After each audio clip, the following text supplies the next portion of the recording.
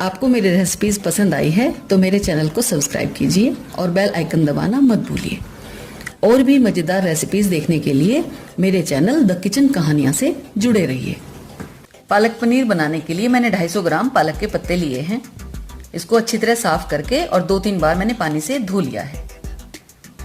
इसको हम एक प्रेशर कुकर में डाल देंगे और आधी कटोरी पानी डालकर इसको हम 1 सीटी आने तक उबालेंगे।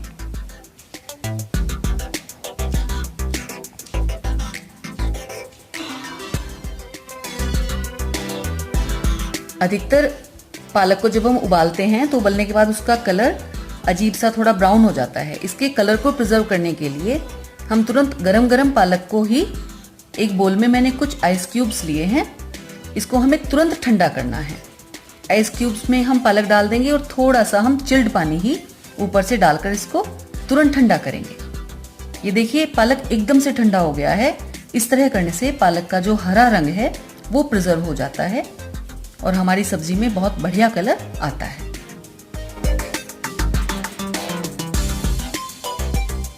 ये पालक का जो पानी है इसको हम फेंकेंगे नहीं, ये हम वापसी सब्जी में डालने में हमारे काम आएगा।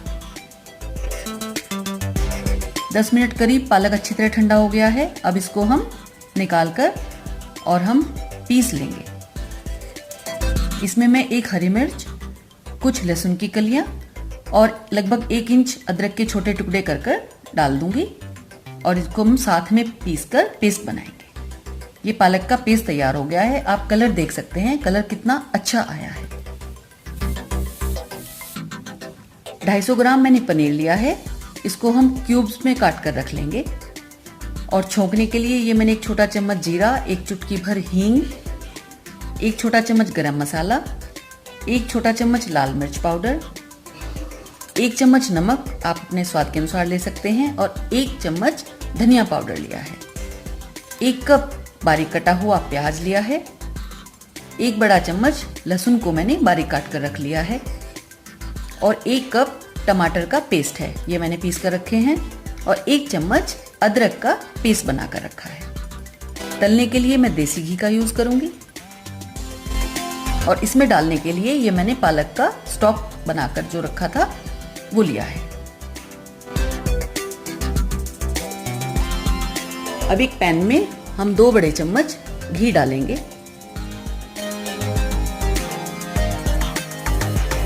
घी गरम हो जाएगा तो उसमें हम हींग और जीरा डालेंगे।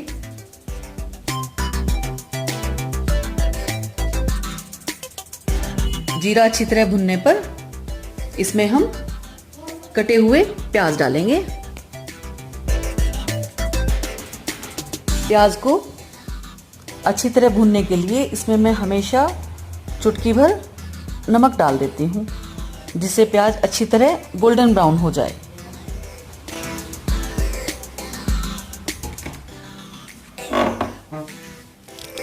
प्याज थोड़ा सा भुन गया है। इसमें अब हम लहसुन ऐड करेंगे और इसको अच्छी तरह भून लेंगे। गोल्डन ब्राउन हो जाएगा। अब इसमें हम अदरक का पेस्ट जो हमने लिया था वो डाल देंगे।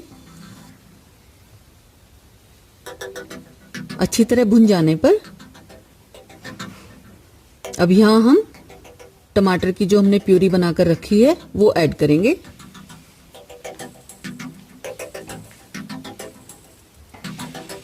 और इसको ढक्कन लगाकर हम 3 से 5 मिनट तक मीडियम आंच या लो आंच पर पकने देंगे। इसमें अब हम धनिया पाउडर और लाल मिर्च पाउडर डालेंगे। अच्छी तरह मिक्स करेंगे। नमक डाल देंगे। मसाले को बहुत बढ़िया तरह हम भूनकर तैयार करेंगे। ये देखिए मसाला भुन गया है। मसाले ने घी भी छोड़ना शुरू कर दिया है। अब इसमें हम पालक की प्यूरी को डाल देंगे। पालक को प्रिजर्व करने से एकदम से इसका कलर बहुत बढ़िया हुआ है, आप देख सकते हैं।